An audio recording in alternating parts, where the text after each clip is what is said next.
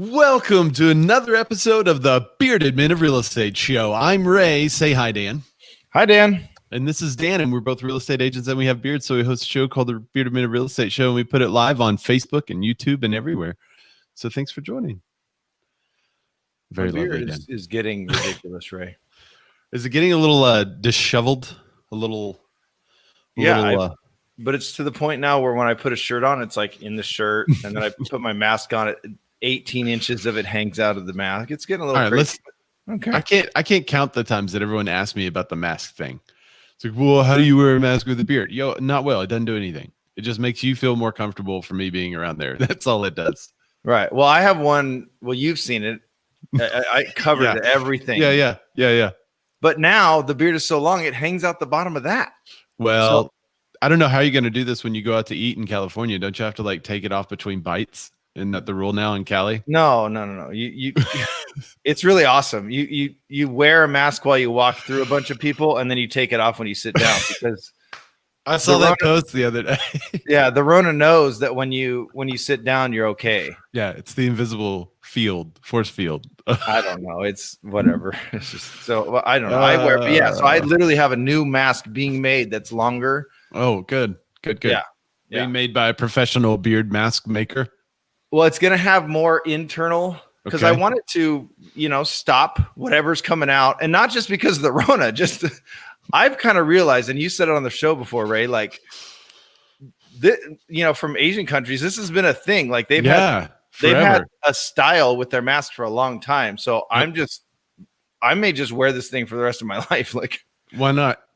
People are just gross, not just because of the Rona. Like, it's made me realize, like, dude, we need to step up our hygiene. I was somewhere the other day where there was a line for the hand sanitation, the little pump that someone has. And there was like a little line, there was like 4 or 5 of us kind of waiting to use it. I think it was like a gas station or something. Anyway. And so someone was like, this is getting ridiculous. I was like, yeah, but also it kind of makes you realize how unsanitized we previously were.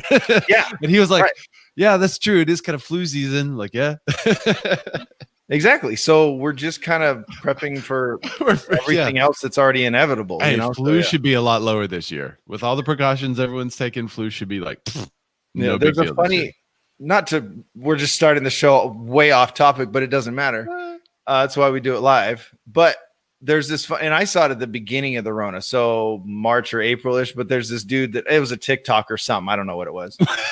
But he does like the sanitizer, and he's all, oh, dang it, now that's dirty. And then he goes to sanitizer, and he's all, and then he puts sanitizer on the sanitizer, and then he's like, well, now this one's dirty. And then literally just tracked back through his house and sanitized his whole house. Funny. It was amazing. It's a funny little video. Yeah, I love it. Well, thank you everybody for joining our show. We don't normally talk about hand sanitation, but hey, modern day topics. We do have a lot of ups and downs in the news today. We're going to be talking about mortgage demand from home buyers and how it's up and down. We're going to be talking about the ups and downs of home builder sentiment. I think they're up right now. Single family home starts are up, but there's information that in this article that could mean it's down. So we're going to kind of go into some details about some of these articles, but we have some kind of controversial news at the end. So this is the headline that we're going to get into later. Study: Black homeowners pay more for their mortgages. We're going to look at that study live, and we're going to talk about the NAR who published some excerpts from the study. And then we have the big news, which I know everyone wants to know. Another 2021 color trend of the year announcement. Don't say it. Guesses? If anyone has guesses, post your guest. Guess. Post your guest. You could tag a guest who might want to check out the show. If you could tag a guest, just so you know, if you're watching this live, you can actually comment, and then we could display your comment. Maybe somebody should comment so I could show people how this works. So you could comment, and then we could display your comment, and we could talk about you or your comment live. You could do that if you're watching from YouTube land, or if you're watching from Facebook land, wherever you're watching. If you're watching this in the replay, you can also comment. We will see that comment. We get the notification, and we can also jump back in and have the discussion. So don't feel bad if you're watching this on the replay. We could totally chime in. I don't know what her comment is referencing. Oh, the color trend. She thinks it's the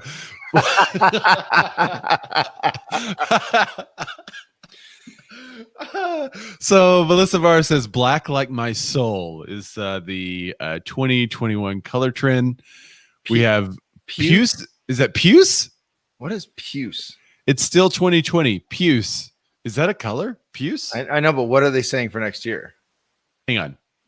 What color is puce? I feel like I know it, but I feel like I've also only said it. I don't actually know it. Does that make sense? I have to say, if the color puce, if you could picture that color in your head, it's pretty much exactly what that color is. Let me share the screen here. Thanks for introducing us to a new color, Eric. I've never No, heard it's not puce for 2021, but it is not puce. It is not puce. So let's just go to the Google search of puce. And there it is, ladies and gents. Doesn't that kind of look like what you probably pictured in your head, puce? The puce. But wait, which one's puce? Dusty Martin says, "Good morning, bearded men." Good morning. Hi, Dusty. So I think it's in this. I think that's the puce, probably. Okay, so it's the off pink. I guess? So if you're listening to this on the podcast, which I do want to give a shout out to our podcast. Thank you, Matt Clanton, who is our admin that is getting the podcast up and loaded for us. So I appreciate that. We do have a podcast. You can find it on Amazon. You can find it on Spotify, and you can find it on iTunes. You can also just say, Alexa, play the Bearded Men of Real Estate show. And it will play the Bearded Men of Real Estate show. So you're welcome for everyone now listening to last week's show. We'll try to have this up the same day. So for those of you listening to the audio, just Google hex code CC8899, or you could probably just Google the word puce. But there. Well, wait. Eric says it's the darker though. It's the darker. Well, the internet says it's the newer. So so the internet is saying, oh, look at your lighting. What is going on with you? Dan has a ghost. Ray, go ahead and vamp. I'm going to deal with my ghosts real quick. Adam Johnson says, afternoon, guys. Good afternoon, John. Adam. I almost go to Johnson. That's Adam. Rose from the 80s. Puce? That's Rose from the 80s. Puce is Rose from the 80s. Chris Murray's joining us. He said, now it's a party. What's up, Chris? Thanks for joining the show. Tom Tezak from Hawaii. Thanks for checking in, Tom. That's Dusty Rose from the 80s. So what do you think the 2021 color of the year would be? Without Googling it, don't Google it. Don't cheat. Eric says, LOL. And Melissa Mara says, did the cat do it? Hey, what's going on with your lighting? That was like a club lighting that you had going on there. Okay, full disclosure. I was having a party last night. The cat turned the lights on from the party, so I'm sorry. All right, let me see if I'm still connected. There goes a cat, by the way, literally on cue. So yeah, apparently I'm no, it was just a setting on my camera. That's all. There you go. If you can look behind me, you'll see the party lights have been initiated. Yes. Don't show them the actual light. Oh, okay. Dusty Martin said it should be a mix of grayish and vomit. That's the color. No, it's for 2021. It's a new year. That's right. Everything's going to be perfect after November. 2021. Chris Murray says 2021 color of the year is undoubtedly orange and mocha. Oh. Adam Johnson says Trump 2021 orange. So like a weird like makeup color orange, like a blonde orange? Like a blonde orange. Andrew Murray says baby stuff green, official color of 2021. I'm editing so that we don't have to mark explicit maybe today. Last week we had to mark explicit on our episode, so hopefully we don't have to now. We did? Exactly. All right. So thanks, guys, for joining the show. Dusty Martin says, I thought we were talking about 2020. No, it's 2021. No. What's the color of 2021? We're taking your guesses today. It's our biggest announcement of the year. And we cover it every single year on the show. We have every single year. Huge. And there's like announcement. 3 major paint companies, and somehow all 3 of them have different color trends. Right. Well, don't mention that part. Every year. I'm just saying, that's why you hear us talk about it about 3 times every year. Yeah. And by the way, I want to tease a little bit.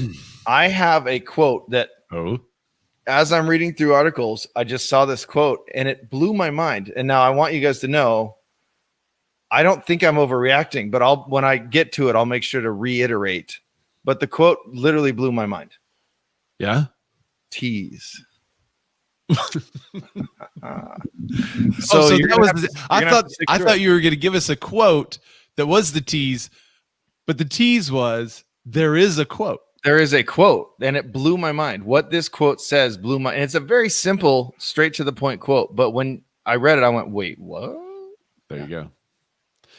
I do want to mention, if you guys have not shared the show, we would really appreciate it if you would share the show. If you're any kind of groups or real estate agents, especially because most of the content of our show is kind of geared towards real estate agents themselves.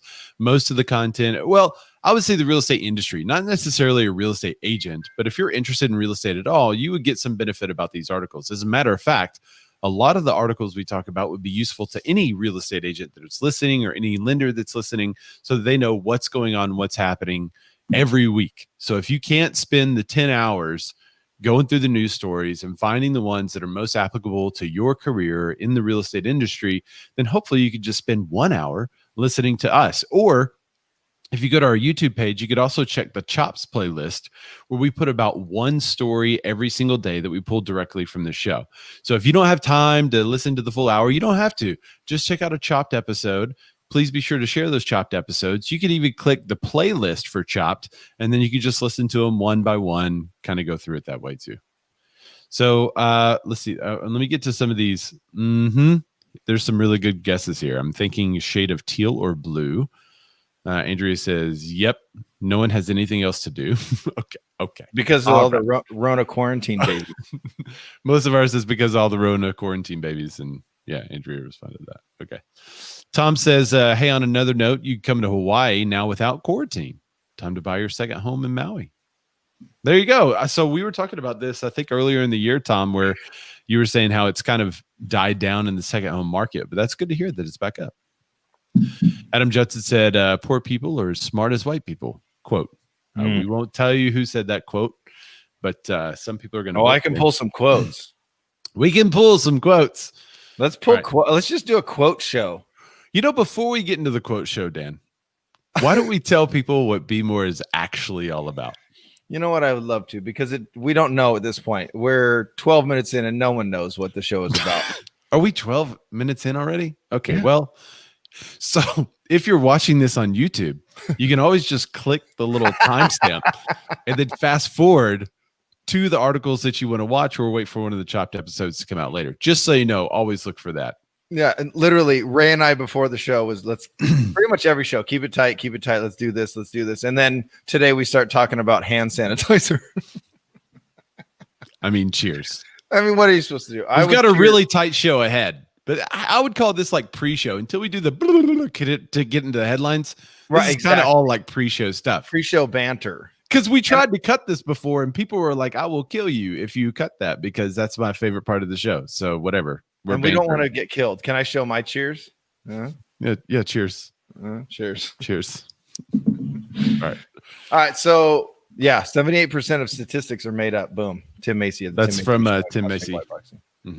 By the way, teaser alert, his show is coming back. I've confirmed that with Tim himself. I did an exclusive interview with him, which consisted of one question through Instagram direct messages, and he confirmed. I thought I did the interview with him. You got to do an interview with him too? Oh, no, I sent him one message on Instagram. That was my interview. That's how in-depth I go. So anyway, you know what? When Ray and I met here on the interwebs over 3 years ago, before we did our 120th episode of the show, all because of Game of Thrones. In reality, the entire reason we met was because Game of Thrones. Right. Dragons. I had an idea for a show because I'm, in fact, a bearded man of real estate. And when I met Ray, I noticed something very interesting about him. Oh, really? He only wears pink shirts on Wednesdays. Well, if somebody watched the history of our shows, they may see that's not true. But I do like pink shirts. But he does like pink shirts now. But what I noticed about Ray is that he had a format for the show, which is the same format we use today. But he also likes giving value up front to his clients and just to people in general. So the show is about being more as an agent, but also being more as a human.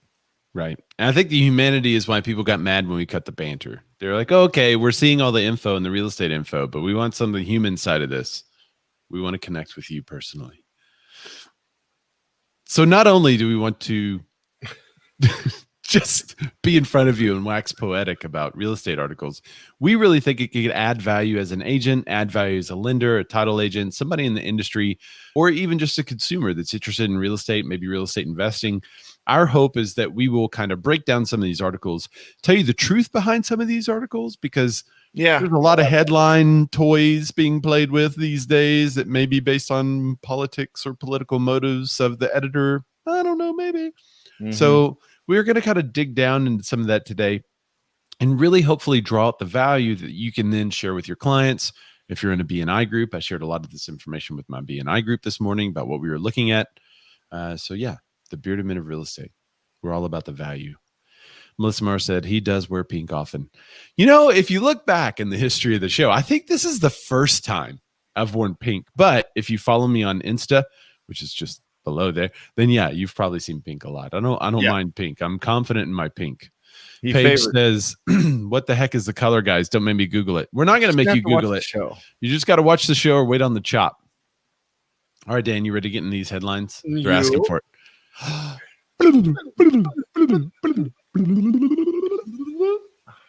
Love it. It's so refreshing. I love doing that. I get goosebumps when I do it.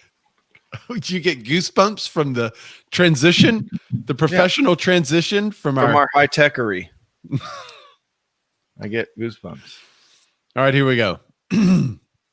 What do you guys think home buyers are doing? Chilling. You'd be wrong. Demand from home buyers falls for the fourth straight week. Dun, dun, dun. Bum, bum, bum. All right, guys. So mortgage demand is down, but it's also up. The fall is 2% compared to last week, which marks the fourth straight week of declines. However, volume is still 26% higher than it was just 1 year ago. Wow. That's right, ladies and gents. It is down 2%, but 26% higher.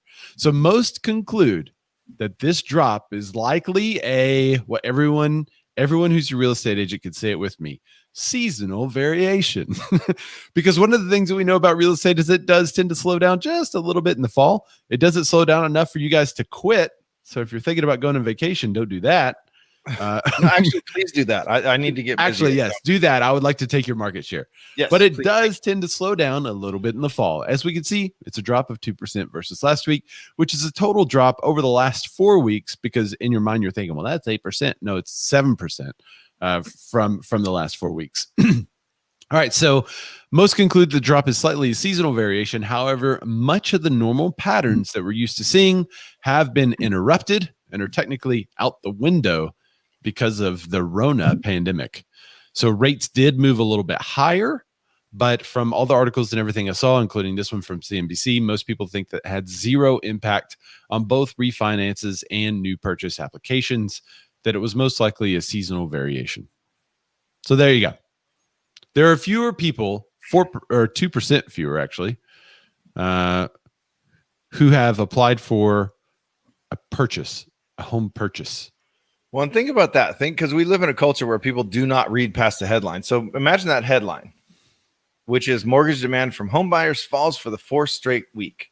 If you're a seller, what are you thinking? Well, now's not a good time to sell, because if I were to sell right now, it's actually worse than if I were to sell 2 weeks ago, 3 weeks ago, 4 weeks ago. Right. So I should just wait when it's historically the best time ever to sell. Yeah, completely false if you thought that. Melissa Marr said, y'all should get an appraiser on the show. That's a good idea. Adam Johnson said, my market has 28 active listings between 0 and 250K. Oh, might not be demand, but supply. We actually have some articles kind of talking about that shortly. Yeah. And we hit last week, we hit our numbers, to see if they go with the national trend, and they didn't, because the trend was off, we thought.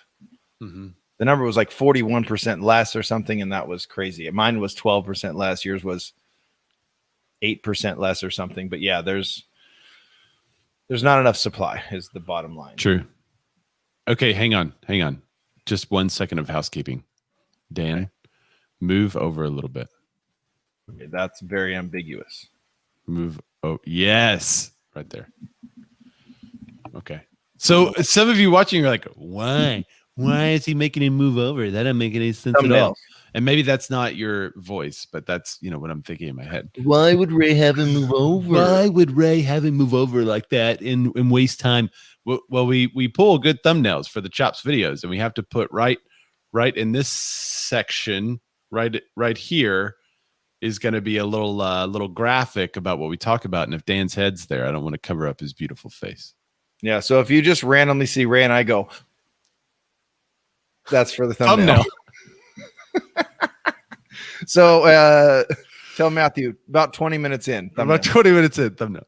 Yeah. All right. So what do you think home builders are doing? They're probably not doing anything because land, labor, materials are all super high. Most of them are probably depressed and maybe on the verge of quitting completely. Yeah, they're probably not building anything. But home builder sentiment sets another record high in October. What? You mean these guys are actually feeling good about this trash economy? Yeah. And so, by the way, I wrote this first line. Let me know what you guys think. Buyers that want new construction have no chill as we move into fall.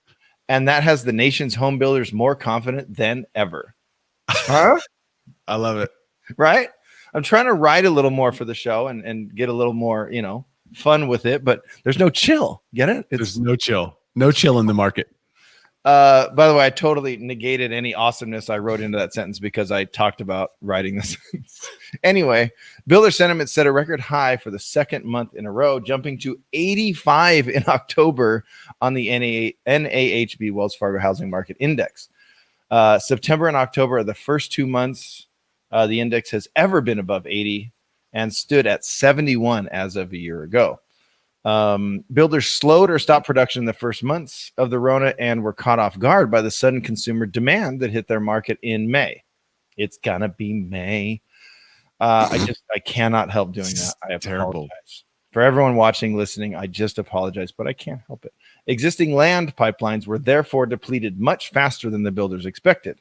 Builders are struggling to ramp up production, and while housing starts and building permits are rising slowly, which is a good thing, they are not even close to meeting demand. Mortgage rates show no signs of rising markedly anytime soon, so buyers are still streaming into model homes.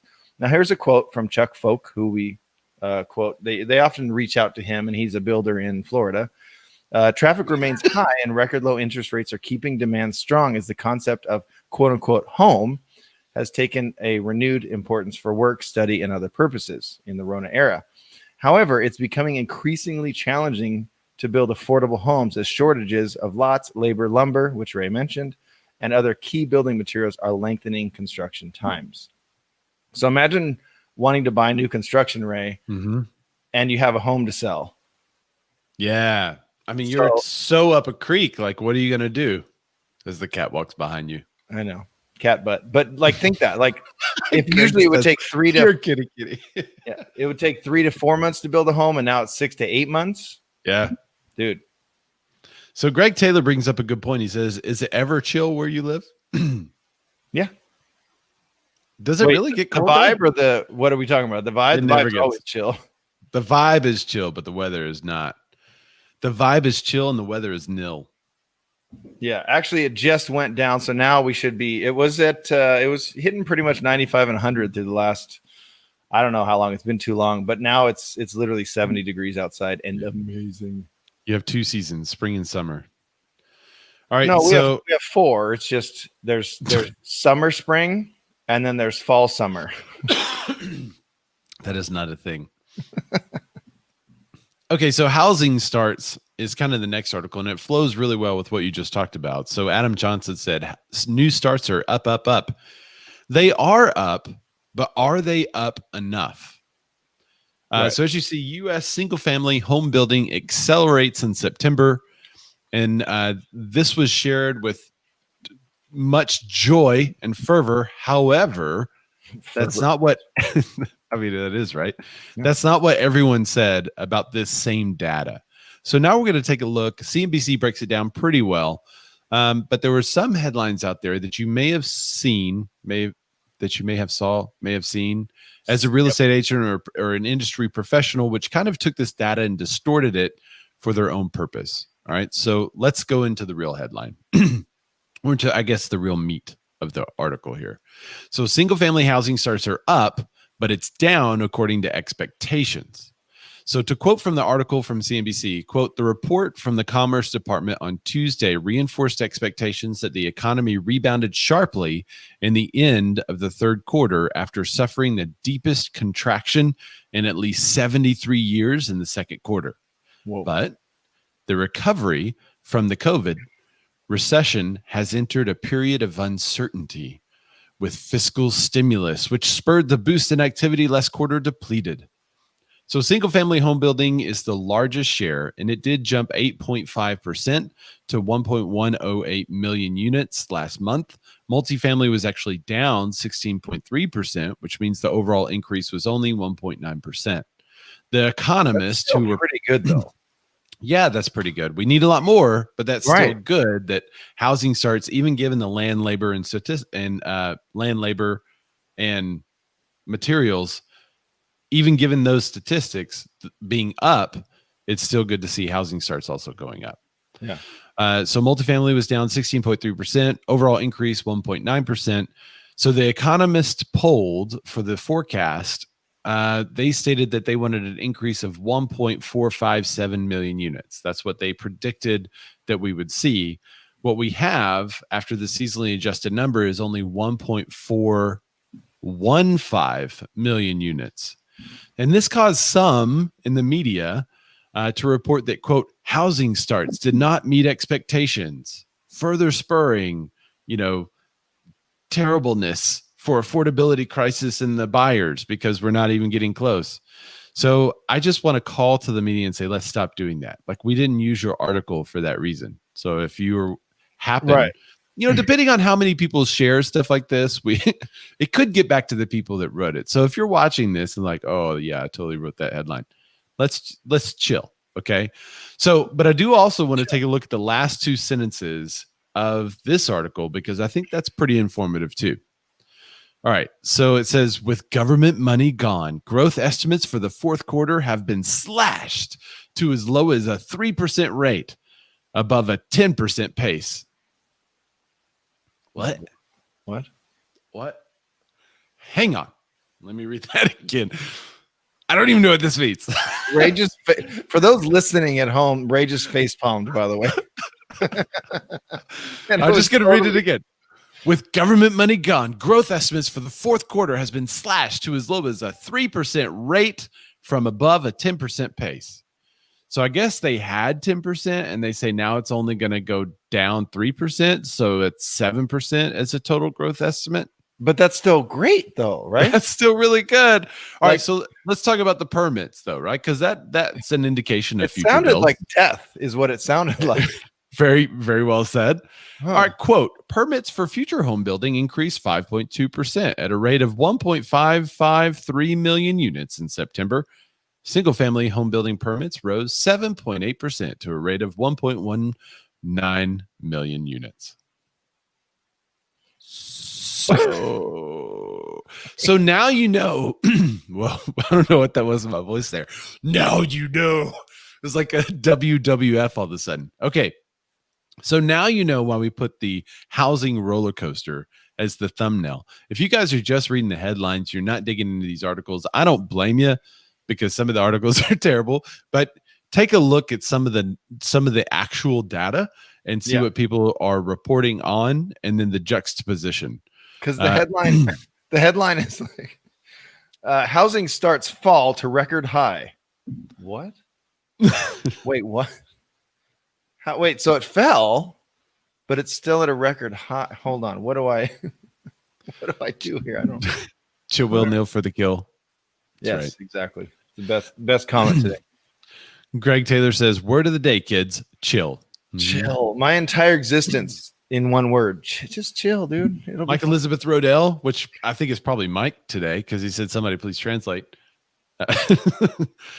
That's a subtle shade brought to you by we don't have a sponsor. Oh, Elizabeth, she would appreciate that. So Elizabeth says, it sounds like when a new agent tries to argue stats and numbers. Yeah, that's kind of what you're seeing is that they're saying the stats and numbers, but not really knowing or understanding the meaning behind them, the causes behind them, or how it affects the economy.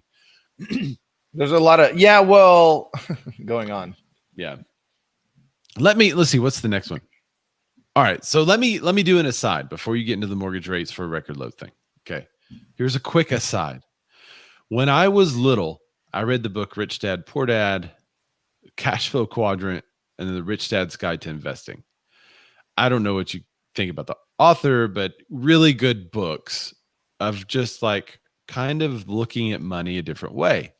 And one of the things I learned about the Rich Dad Guide to Investing is they talked about looking at multiple headlines throughout other industries and then within your industry to see how one thing impacts another.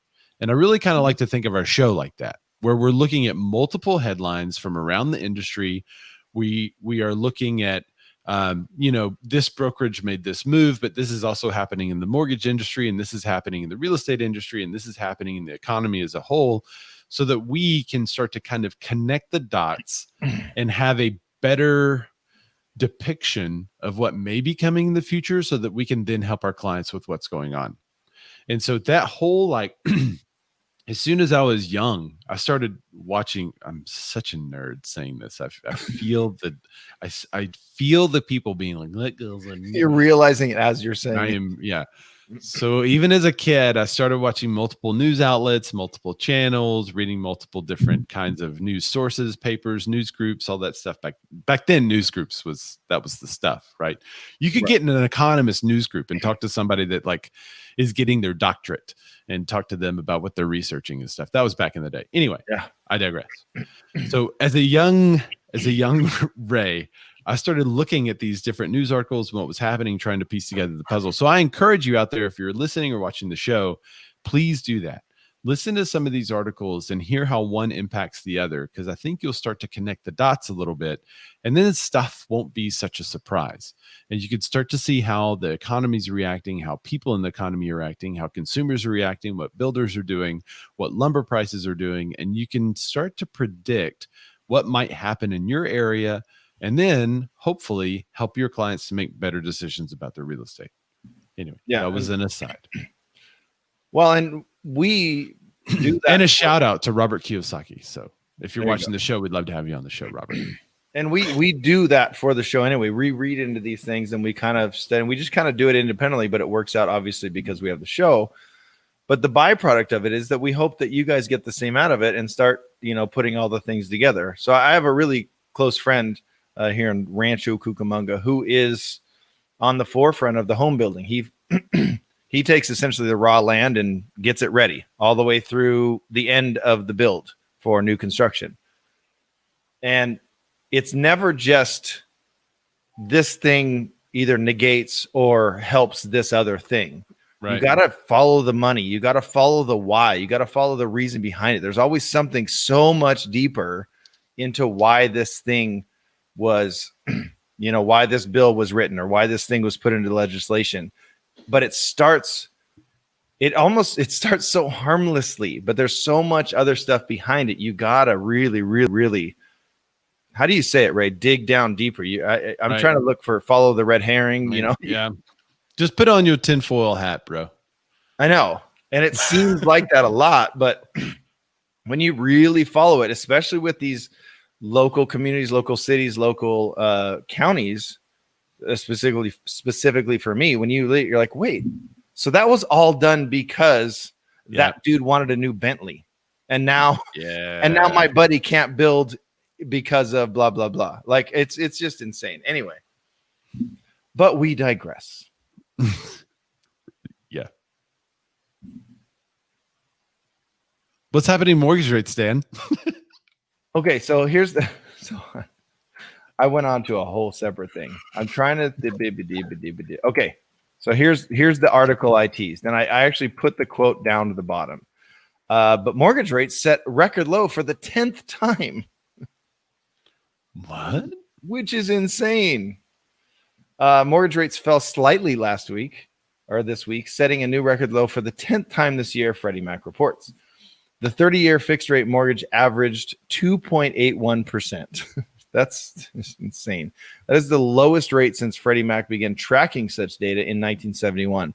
So if you're like me and you've been saying for your entire career, which started in 2011, no, mortgage rates are historically low. If you go back and track the data, 1991, they were here. 1983, they were here. They're still historically low, even at 7%.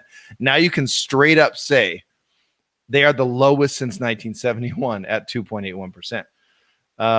That's definitely a different take on that, because I've seen a lot of agents post like mortgage rates are at a historic low, but now you could say mortgage rates are lower than they've ever been since 1971. That's a good. Since tracking the stat, literally the all-time low. And the last low was set in September at 2.86. So it's even lower than that. Now, I usually don't cover what they actually are, but I wanted to do it just so we kind of break it down. Then I'm going to hit that quote. Just more suspense for you guys. But Freddie Mac reports the following national averages for the week ending in October 15th. 30-year fixed rate mortgages average 2.81%. Then it gets into the points down and all that stuff. We don't need to cover that. 15-year fixed rate mortgages averaged 2.35%, and they fell a half of point. And then 5-year hybrid adjustable rate mortgages average at 2.9% with an average 0.2 point, blah, blah, blah. So if you want to see more of that, go over to Realtor. It's the Realtor magazine. I don't know what it is, magazine.realtor.com or whatever, but they break that down. But here's the quote. And this is from Nadia Evangelou. She's a research economist for the National Association of Realtors. And she says, with mortgage rates to remain near 3% for the next couple of years, home buying activity is expected to stay strong for several more years. That's interesting. I've not heard that yet. This is the first time I've read several more years. Well, that makes next year's prediction of rates easy, if that's true. We'll just say 3%. Yeah. So, okay, let's think of why. Why would it stay that low? Economic recovery. But several, by the way, is 3 or more. Right. So she's saying for the foreseeable future, essentially, that they're going to stay at 3 or below. Dusty says they really think it will stay that low for that long. Yeah, that's Adam Johnson says 2.35%, 30-year fixed, $1,500 lender fees locked in a few weeks ago. Wow. Banks are making money now on the spread than they were last year at a higher rate. Isn't there a rule against them making money on the spread? Uh-oh. In there? Adam, I know Adam will look it up. Adam will look it up if there is. I thought there was like some kind of rule about. He's our unknowing statistician. Yeah. Dusty Martin says, I call BS, 10-year note slowly ticking up. So why would it stay that low? Fed says they don't anticipate raising it for three years. So they don't anticipate the rate raising for 3 years. But if there's a new administration in place, that could change things. Maybe. But why would they change things? Because they want to get more money off the money that is being made on housing. You saw what the FHA, what was it? The FHFA or whatever they were, that they were trying to impose that 0.5%, right? Yeah, 0.5% fee. And their reasoning was, well, rates are really low and people are getting mortgages and we want to make money off of it. Right. That's the government bent. So we're not making any money. So we wanted to make some money. Probably depends on who you vote for. And maybe so. Dusty says maybe they are banking on the same guy staying in office, but I just don't know why a different guy. Well, we only have 2 choices. Did you know we're only a 2-party system, Ray? What? No, there's another. There's someone else. I can't remember their name. No. We only can choose from 2 people. That's it. Some Johnson, I think. Adam Johnson. No, we can only choose from 2 people. That's it. We are a 2-party system. We don't have a 3rd, 4th, 5th. We don't have any of that. Anyway. But I digress. Dusty Martin says, I think if the admin changes, shift in the economy. So there's a shift in the economy, which you left out some letters. SHTF. You left out some letters in that. But I think if the admin changes, there's a shift in the economy. That's what she's saying. Right, Dan? Adam Johnson says, he says, middleman will be reestablished under Biden. Fed Treasury will be separated again. That's interesting. I could see the Fed Treasury being separated again. And then if that happens, then you could see rates start to tick up a little bit, a different policy. But that's really interesting that they not shift. Yeah, I know what you meant, Dusty. Boom, boom. She said a specific emoji hits the fan. But all she says though is with mortgage, just straight up, there's no home buyers who are ready to enter the market are rushing to take advantage of lower borrowing costs. And she says with mortgage rates to remain near 3%. So near could be 3.25 for Yeah. the next couple years. I would say like 3.4 would still be near 3, right? Near, But 3 if and a you half. if you're rounding. 3.5 would make it near 4. But that's still crazy, crazy low. I just hadn't seen that next several years or 3 years. I hadn't seen that before, so I wanted to kind of make a thing of it. I haven't seen that quote yet either, or the prediction, and I'm interested to see if that's actually going to happen or not. Yeah, so let's track Nadia Evangelou. Now, who is Evangelou again? She's a research economist for the National Association of Realtors. Okay, so she works with us. So apparently, she's probably on. What's his face? We always reference him.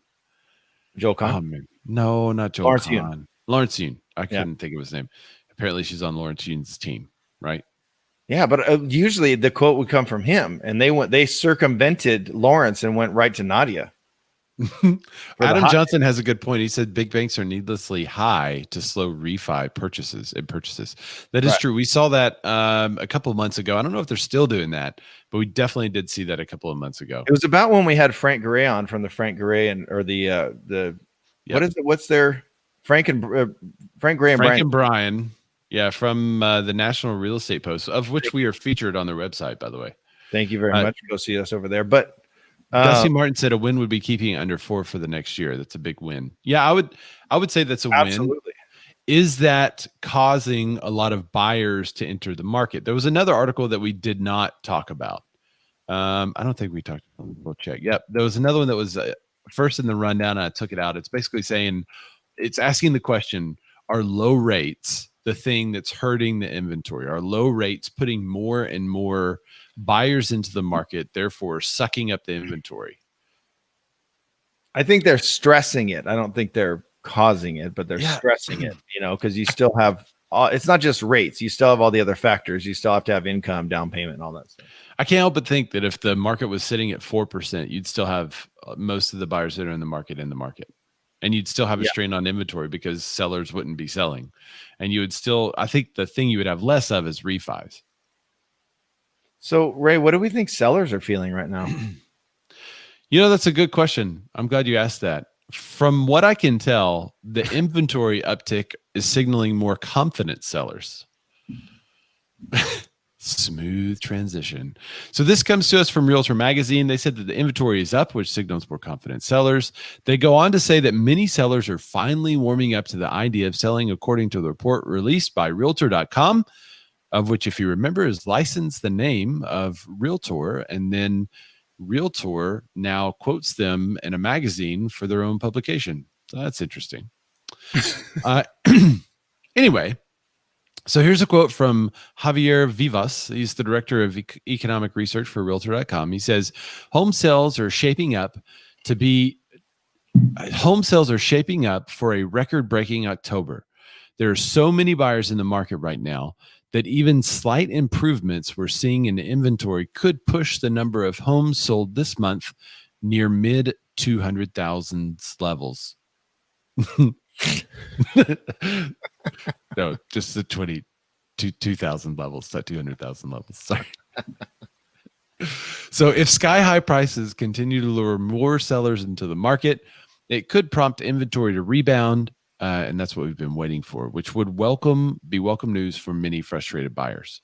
So inventory is down 38% last year. However, that's also, listen to this. This is interesting. The 4th straight week that the number has stayed or improved. Oh.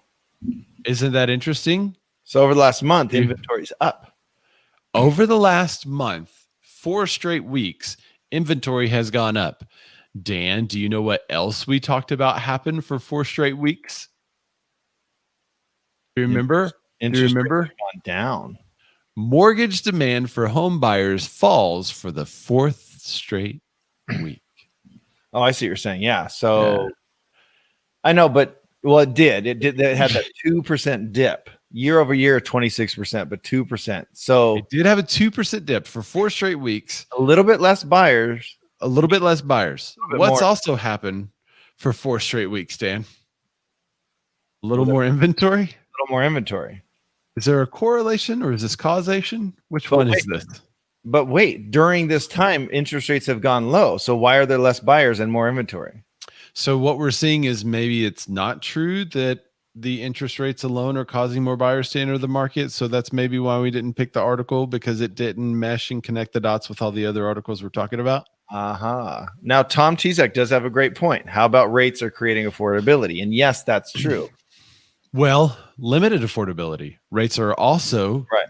possibly pushing up pricing in some areas because it is allowing more people to purchase a home they couldn't normally afford, and also to make a higher offer on a property. So Right. maybe that's why we're seeing so many above asking offers. That's more where I'm at. People that maybe weren't going to buy, they were just waiting to see what happens. And then they're like, dude, it's at 2.81%. I'm going to buy. And then they have this crazy budget of, let's say 450, but the homes are looking at 350. They're like, dude, I'll go up all day long. I got 40, 50 grand to play with here. Dusty Martin says people still need houses. Millennials are getting married and leaving the basement and having kids, and boomers aren't going to the old folks home. Yeah, boomers are healthier than any previous generation, and they are much slower to go to assisted living. So you are correct there. They're staying in their house longer. Adam Johnson said when the Fed was 2.5, rates were 3.5. That's interesting. Dusty Martin says holidays are coming for most of the country. It slows down right now, except Arizona, because we are weird. Really? So you actually have an uptick during the holidays? I always get busier during the holidays, and right now it's just started. And I was kind of happy with a little bit of a break, but nope, more buyers than ever, and I have sellers flooding in as well. So the end of my year is going to be pretty awesome, and our team same for the team. And I hope the end of our year is going to be pretty good. If I can get enough inventory listed on the market, I think we'll have a good one. But our major problem is finding sellers who are willing to sell right now. That's it. We've got tons of buyers that are looking. We've got tons of people that are ready. We just need more sellers. So maybe play a mind game with them. Hey, inventory's up. Do you want to be the last to list? Oh yeah, that's another way to use this article. You know what I mean? Looks like inventory's ticking up. So if you thought about it, now's the time. I mean, other sellers are thinking about it. Usually it's, hey, you don't want any competition, do you? Yeah. So great, list now. But more people, more confidence for home sellers. You should be confident now too. So now there's more people in the market, still lots of buyers. That's a good point. And I think this is something that we see every year, that the inventory starts to tick up over the holidays. The mortgage applications decrease over the holidays. And I don't know, maybe it's just something in the media. Maybe maybe they're assuming that someone's finding their article for the very first time and might be shocked to hear that seasonality exists in real estate. I don't know what their bent is. I don't know if it's political or not. So maybe it's not, just giving them the benefit of the doubt. But it seems like we see this every year. We've been doing the show over 3 years now. Did you see the anniversary that we had the other day? Yeah, we had the first live show. The first Facebook live show was this week, right? Yeah. So we did 3 shows originally on YouTube, when you could broadcast to YouTube, and there you couldn't even comment. So we had exactly 0 people watch those shows. A ton. Then we I think, or maybe it was 2 shows. No, it was the 4th show that we went live on Facebook for the first time, which is what we still do today. But now we're also live on YouTube too. So I saw that was 3 years. So we've been doing the show now over 3 years. So technically our first show is our 4th show. Yeah. Yeah, we're past 3 years on the show now, and we are more famous than ever. I cannot tell you how many times I walk outside and I get flooded. I mean, they're all over. Speaking of flooded, Adam Johnson is not letting off his thumb on the banks, which that's what we'd like to see. He said 30 years should be at 1.7. Banks are making bank. Well, banks are banking. Dusty says this year was not the same, but Rona. That's true. Oh, she was saying that it cools off under 100. We sell now through about tax day, with most closings in May and June. Then they dry up in July and August. Oh, wow. That's interesting. So, that is the inverse of a lot of markets. So Adam makes an interesting point, because now it's this weird kind of like, how they had, they didn't have any of the tennis tournaments. The big, the US Open was played around the same time it was, but then they played the French Open like after it, which it's always the second tournament of the year. So totally follow that all the time. Yeah, of course. Big and then like basketball, they just had their championships. Who won? Yeah. I think the Lakers won. Yeah, the basketballers, they were out there doing their basketball thing. Yeah, so they were already going through their season because usually they start in November, and then they're usually the championships or the finals are in like June. So, but it's all just kind of happening. So Yep. they're just kind of like screw time frames. They're just making it happen. So that point that Adam makes there about kids are going back to school, will that be because our school district right now is petitioning our county to go back to school, physically go back to school. So that will that change the market at all? That's a Y'all went back to curiosity. school yet? We're not physically in school now. That's interesting. So, and a lot of this is due to the I live in pandemic. That's right. Yeah, in between bites. All right, Dusty Martin says it's because it's too freaking hot. Yeah, that's what I was going to ask if it was the weather. It's too freaking hot here to be traipsing around a home in July and August with 115, 120 degree heat with high humidity. Everyone goes to San Diego instead. That's where I go. It's literally San Diego, 75 to 85 year round with a breeze. Perfect. Do you know the way to San Diego? So speaking of buildings and builders and the Rona and the pandemic and how maybe it's changed things. Have you seen a change in the commercial industry and what's happening to maybe commercial and home design? Well, there's this thing that I came up with, and it's this word that I didn't think it was a word, but I came up with it about 16 years ago. Yeah. Biophilic. Oh, I love biophilic design. Exactly. And now National Association of Realtors is reporting that there's a new often trend which is called biophilic design. So it's crazy that me at 31 years old had this thing, and now the National Association, and I wasn't even an agent then, so it's everyone crazy. Loves the biophilic. Yeah, but no, I didn't come up with biophilic design. So there's a new office trend. It's called biophilic design. And if you want to see this one, it's over at the National Association of Realtors or magazine.realtor, blah, blah, blah. I'm just going to, I don't know. Do you have it up, Ray? Yeah, I got it up. I'm just going to hit it on a little bit, but there's reasons behind it, and they describe what it is. So more companies are redesigning their workspaces amid the Rona with an eye toward better air filtration systems and greater connections to the outdoors. That's why biophilic design, a way to bring the health benefits of the outdoors inside through design, is trending. This is a quote from... okay, I'm totally going to butcher this name, and I apologize, but Ashesh Saheba.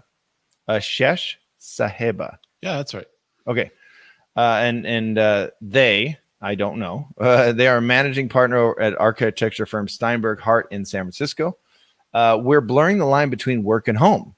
Your office does not have to be enclosed at your desk, which I think is amazing. It's essentially going back to Frank Lloyd Wright's entire design of a home, that inside should be outside. And you should have parts of your home that flow to the bigger parts of your home, so it's forcing work design and hopefully home design to just get more outside, use the outside more, so as some workers head back to the office, they may find plexiglass borders sectioning off areas to help control the spread of the Rona and the germs. But eventually the plexiglass will go away, but the attention to air quality, water quality, lighting, and acoustics will stay. And that is from Joseph Allen, director of the Healthy Buildings program at Harvard T.H. Chan School of Public Health. Didn't know that was a thing. There's a Healthy Buildings program. Workspaces are being redesigned to simulate nature, adding more windows and skylights to filter in more natural light. Outdoor terraces can be added and turned into workspaces. The addition of indoor green walls lined with plants can help clean the air. Also, indoor water features. I said that sentence really funny. Also, indoor water features such as ponds and waterfalls may be added. Circadian lights can change colors, such as lighter white light to mimic daylight. So if you want more on it, go over to Realtor. But it's really interesting that, and I am going to say it this way, that the Rona is essentially forcing us to change, because things are so different and more people are working from home. So we've already seen the trend in home, right? People just want to buy a home with a big backyard and a pool. Like that's now their vacation. And now it's affecting the workspaces. So eventually people will get back into commercial and buying those and renting and leasing those bigger spaces, but they're going to be redesigned in a biophilic manner. So sometimes we see stuff like this. I mean, there's a bunch of home trends and home design trends that are crazy, and office design trends that are crazy. And we don't really talk about them because I love this one though. because they're actually crazy. Well, this Right. one is kind of verified because it has 2 articles. There's another one from CNBC that talks about bringing outside into the office. I love it. And it talks about healthier design. It's got some good photos there too. It's from the same people, Harvard T.H. Chan School of Public Health, with the Healthy Buildings program. So it's the same type of article, but they have some additional pictures there that the magazine.realtor does not have. Yeah, way more open and just way more, less Yeah. confining, and you don't have to sit at a desk. And I think Nice. it'll be better for health. I think it'll be better for depression. I think it's a great thing. So It's thank almost like somebody took the seed of Arkansas, a natural state, and planted it in commercial buildings. finally. Yeah. But you guys have only been a state for like 17 years, so it's a new thing. That's not. We are actually a state before Kansas, so Kansas should be called Kansas. But that's Thank you, Ray. I've been saying that for years. All right, Pete Thorpe said New York just put MD on the quarantine list. A $2,000 fine if they catch you. My wife had to cancel her trip to an outdoor function. She was leaving tomorrow. Wow. I don't know if this is related to what you're talking about. It just jumped on. I think he's just mad. Well, kind of, because we are talking about the change of biophilic design because of the Rona. Event, and that's why we're here. He says, sounds like another scam to get more money and keep people working flexible hours, which really means way long hours. Oh, well, that's an interesting work life. Life is work. It's all Soylent Green. Soylent Green is people. Spoiler alert. Melissa Mars says, so our brewery got igloos so they could still have, quote, outdoor dining as it gets colder. I'm down for drinking in an igloo. So that's interesting. And that brings up an interesting point. Pete said these changes to building design essentially are keeping people working in those buildings and a way to get more out of your employees. Yeah, but for the economy, if there's a way to figure out a way to go back to work and add air quality through green design, I'm totally for it. And I'm pretty conservative compared to Dan, for instance. So, but which is funny because we agree on a lot. We have way more agreement than disagreement in what either of us believe. But even so, like adding green to the design can only end well in my opinion. Now, if this was mandated by the government, I think that's where I would draw the line and be like, nah. With solar panels, like I love solar. Everyone should have solar panels, but should the government mandate new construction to put it on there? No, because that cost is going to be passed on to the homeowner and through the cost of the home. Yeah, that's crazy. Craig said y'all just need to chill. Thank you. Clayton Fernando Strems joining us. Thanks for joining the show, Clayton. He says, we have a business that got robbed by people in masks during COVID. So they put a bottle of waters at the front door. You are not allowed in with a mask. You must take a bottle of water and drink it as you walk in the store. Oh, to get around. So this comes from some of the states that say you have to have a mask on unless you're drinking something. So what they've done is hey, here's a free bottle of water. You take off your mask and drink. That way they could see who you are because they had people go through the store. That's a really smart idea, actually. There's capitalism for you, finding a way to operate even amidst adversity. Melissa Mars said, I'm pretty sure every plant that has made it into my office has died. I don't think we could do it. So this would be a situation which like an office manager would take care of the plants and not leave it in Melissa Mars' hands for sure. 100%. Yeah. Clayton says, because you can't spread the Rona if you're drinking or eating. Yeah, everyone knows about the invisible force field. That's why restaurants can operate. You walk through the people with your mask on, but when you sit down next to the people, you take it off. It's fine. So Pete Thorpe says mandate is 100% the next step. Well, it doesn't have to be. There could still be good design, like Dan was talking about, Frank Lloyd Wright, right? Like he's been saying this for forever. This is how it should be. So. And we're just so far, not to get too existential, but we're so far disconnected from real life and the actual world. And we're so involved in our phones and taking a picture of nature and then sharing it on our phones when you can just go enjoy nature, like go out and be out in it. So I'm a huge fan of this. You can if you're in the natural state. I've been to LA. It's a lot of concrete up there, man. That's why I don't live in LA. Melissa Mara said it wasn't me. It was the office manager. Oh, God. Yeah. Yeah, you got to keep your walls alive. If your walls are lined with green, you have to keep them alive. The walls are alive with greenery.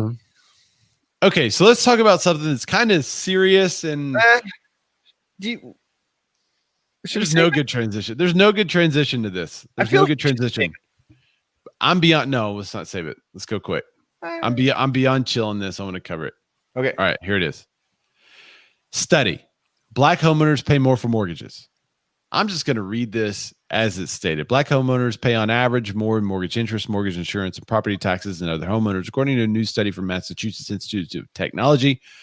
The differences are making wealth gaps grow between Black and white homeowners, MIT's Golub Center of Finance and Policy. So the study finds that overall differences in mortgage interest payments is $743 per year. Mortgage interest premiums is $550 per year. Property taxes $390 per year. They add up to $13,464,000 over the lifetime of a loan. That amounts to $67,320 in lost retirement savings for Black homeowners, the study says. Yes. So this is why I'm covering this quickly. All right. So let me tell you the conclusion. Like, there's a little more in the article, but that's about it. The conclusion Golding says is, quote, the policy response should be to not justify the differences. To not justify the differential, but to eliminate it. All right. So the goal is to eliminate the differential. And we've covered it on the show before. We have covered the increase. We've talked about the increase in taxes specifically. Taxes. Yeah. Areas that seem to be taxed more for homeowners. And we were wondering why. So it seems that the researchers, and y'all can look at the source. This is from the magazine.realtor. It's kind of a sensational headline. There's more to it than the numbers. And I think if you just look at the numbers, like, you're just going to be pissed off, and you should be pissed off if you only look at the numbers. Absolutely. But I think this goes way, way deeper than this incredibly short article on NAR. And it frustrates me that they don't expand this more and figure out what are the issues that this may, because I don't know about you, Dan. I haven't filled out a mortgage application in a little bit, but I definitely didn't see a box for race. And many of my clients don't even meet the lender, not even at close anymore because of Rona. So how would the lender even know what race they are? So there's something else happening that is a causality or even a correlate to what is going on with them paying more. And we got to figure out what that is. So that we can then address that issue. And it seems like they just want to say, well, don't rationalize it. They literally say, don't justify the differential, but eliminate it. You can't eliminate the differential if you don't know what it is. If the differential is only dollars, that doesn't tell you what the mathematical figures behind this is, if there is anything. The other part of this is, if there's not anything, this is just a systemic racism through the mortgage community. Right. I don't think that's happening, because I don't see a box for race when somebody makes an application, and many people don't even go in anywhere anymore to make an application for a loan. Yes. So I think there's a lot of factors here. And I think the National Association of Realtors does a gross disjustice to both the African-American community and the realtor community as a whole by posting this article as it's written now is disingenuous and not responsible. And I think they need to go back. There's not. They need to go back, look at the research in depth, look at some of the things that are maybe causing this, maybe do a little more investigation before publishing something like this. That is literally, this is for clicks. They publish this for clicks. And that is aggravating to me, if you can't tell. It's aggravating. It's disingenuous. Well, it's honestly a huge part of why we do the show. We go past the headlines, right? But so you read this incredibly short article, and then in kind of grayed out letters at the bottom, it says source. And there's a source there. There's actually two sources. There's one that's the unequal cost of Black home ownership, and that's from MIT. And then there's a study shows Black Americans are paying more to own homes, Yahoo News. So my question is, did they just write this incredibly incendiary title and a short article, or did they actually research it and then write an article around it? It seems like the former, right? No, they just pulled the stats, threw the stats on there, a couple of words around the stats, and their hope is to get a click. And this is literally called race baiting. That's what this is. And wait, we're not supposed to do that as realtors. So I thought we have an ethics to, I don't understand. Apparently we do, but maybe the whole association doesn't. Maybe they can get around it because there's other stuff that they've posted too that we said was questionable ethically. Okay. So you know what, Ray, can you post so don't send them to this article. Can you post the two sources in the comments? Yeah, totally. So they go straight to it. You can go either to the Yahoo News article from October 11th or the MIT article, which is not really an article. It's literally just essentially a Word doc, and it's 8 pages. And you can read all of their data analysis and the discrepancies between this and that. And then you can form your own opinion. Yep. But you're not going to base it on what a headline says. Yep. You know, now I help clients all around. Like most of the time when people call me, I have no idea what they are. So I help clients all the time of any race, religion, whatever. I don't care. Sex, creed, color. It doesn't matter. I have testimonials from everyone. Right. So for me, it's just disingenuous. And it puts, I think it puts a black eye on an industry that is, you know, maybe that's not, I guess you could say maybe the ire directed towards where they're wanting to direct that isn't appropriate. Well, and by the way, there was another, as we're looking through real estate stories, there's one that's, you know, National Association of Realtors focuses on, you know, I forget what it is here. Yeah, no, I saw that. Pete Thorpe says, can we report themselves on their new policy about hate speech and discrimination and find themselves? I don't think so. They're probably not even a realtor that wrote the article. It's probably a staff member that collected the data and threw it up there in the daily news column. Right. That's all it is. Anyway, the only reason why we're bringing it up is because it was on the National Association of Realtors. It was an incendiary headline, and it was disingenuous at best. That's why we're talking about it. I felt like, I think, you know, Dan kind of felt the same way. Like, are we really covering this? It's only because it's out there and it needs to be addressed. There needs to be more information here. Well, anyway. And it's just, and it's not that I didn't want to cover it. I wanted to take more time with it, but I don't know. You guys should do your own research. I think that's the point. And I see your comments. There's several comments about, you know, is this because of this? Is this because of that? Is this, you know, I think there's a lot of reasons why this is happening, but that's the valuable research that needs to happen. There you go. Right? The valuable research that needs to take place is, why is it going on? What is happening? And then we can kind of address those issues instead of just saying this is the end result. Address that issue. That doesn't do anything. So wait. Christina M. Smallhorn says, hello, gentlemen. Sorry, I'm late. Focus on that for a second. Hi. Thanks for joining the show. Hey, you're not late. You picked a hot minute. So literally, on housingwire.com, as I was searching, there's an article that says NAR, National Association of Realtors, boosts awareness of fair housing issues with newest ad campaign. Oh, yes. I saw this. But then on the same coin, different side, they have this article. Well, so their argument is going to be, by making people aware of this, it helps introduce a potential change. With a 2-paragraph thing, you know, 2-paragraph article and an incendiary headline. That's how it introduces it, right? Exactly. But so I don't know, because it does, if you want to go into it, you know, there's, and I don't understand in my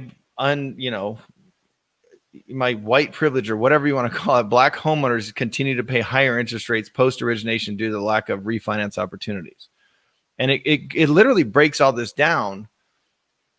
But it's just an article. It literally just says, you know, here's the article, here's the stats, you make your own decision. It's not based around some incendiary headline. So yeah, I don't know. I think it's unfortunate, you know, but yeah, there needs to be more data here. Pete Thorpe said, I had a rant on this the other day. At the end of the day, we as realtors bear the brunt of the of these articles and issues, since we are the main contact to the end user, we get all the negative energy on it. I'm not the lender, I'm not the title company, etc., but I catch all the blame, the royal eye, that is, meaning everyone. Yeah. All right, so let's go to the next article. This one feels better. This one, actually, you know what? This one might be just as incendiary because we had several guesses and y'all were all way wrong except for Paige. Except for Paige, by the way. And if you haven't made your guesses, you can get your guess in now. But the 2021 color of the year is, drum roll, please, teal. Teal's the deal. That's right. We went from with that just because it rhymes. We went from navy in let's see, it was navy in 2020, and someone else said coral. I think coral was actually the end of 2019, but some said it was bronze. Michael is really awesome. I'm not even. Dusty Martin said, I can live with that. I like it. Christine M. Smallhorn has opposite, as she does the vomit emoji, teal. So she doesn't like the teal. I like teal. I can live with that. It's kind of a nice dusty teal is the version they have. So amid uncertainty, people yearn for stability, says Andrea Mango. Can we just reflect on that name? If you're at Benjamin Moore's director of color marketing and development, and your last name is Mango, that's incredible. You were meant to be in that position.